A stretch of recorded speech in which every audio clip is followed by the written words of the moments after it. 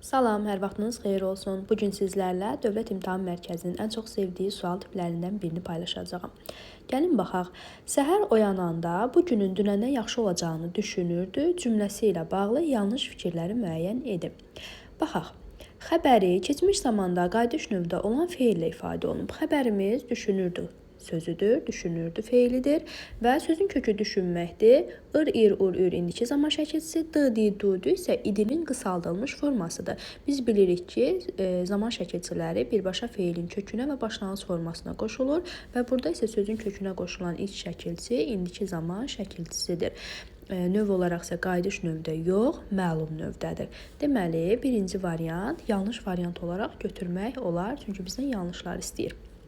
Keçək 2-yə. Sintaktik təhlilini müxtəlif cür düşünmək olar. Baxın, diqqətlə baxdıqda, deməli, sintaktik təhlil zamanı iki cür düşünmək olar. Bəli, düşünə bilərik, düşünürdü, nə vaxt, nə zaman, səhər oyananda bunu feili bağlama tərkibi kimi götürüb, cümlə üzvü olaraq isə olacaq zaman zərfliyi. İkinci variantda isə düşünürdü ki, səhər, artıq burada mübtəda olur səhər. Yəni, səhəri qız adı olaraq düşünsə isə, səhər oyananda bu günün dünəndən yaxşı olacağını düşünürdü. Bu formada götürsək, səhər mübtəda olur. Digər variantda götürsək isə, zaman zərfliyi, bütövlükdə zaman zərfliyi olur.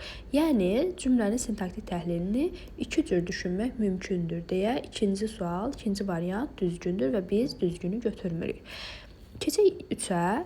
Bütün cümlə üzvlərinin işləndiyini əminliklə söyləmək olar. Baxın, bayaq dediyim variantda səhər oyanandanı əgər səhər sözünü burada mübtəda kimi götürsək, bütün cümlə üzvləri iştirak edəcək.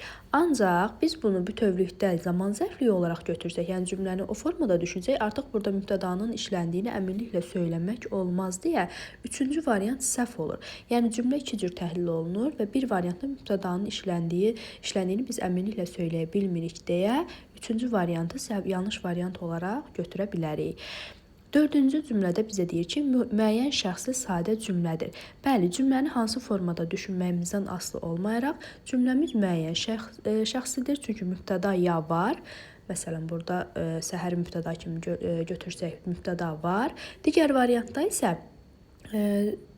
xəbərin şəxs sonluğu ilə biz mübtədanı bərpa edə bilirik deyə o yenidən olur müəyyən şəxsli, eyni zamanda sadə cümlə. Yəni dördüncü variant düzgün variantdır və biz 4-ü götürmürük. 5-cidə isə deyir ki, tərzi hərəkət zərfliyi zərflə ifadə olunmuşdur. Baxın, gəlin cümləyə baxaq yenidən. Cümlədə tərzi hərəkət zərfliyinə biz ümumiyyətcə rast gəlmirik uşaqlar. Baxın, düşünürdü nəyi? Bu günün dünəndən yaxşı olacağını düşünürdü. Nəyi? Bu günün dünəndən yaxşı olacağını. Hamısı bir yerdə tamamlıqdır və buradakı yaxşı sözü artıq onun tərkibində gedir.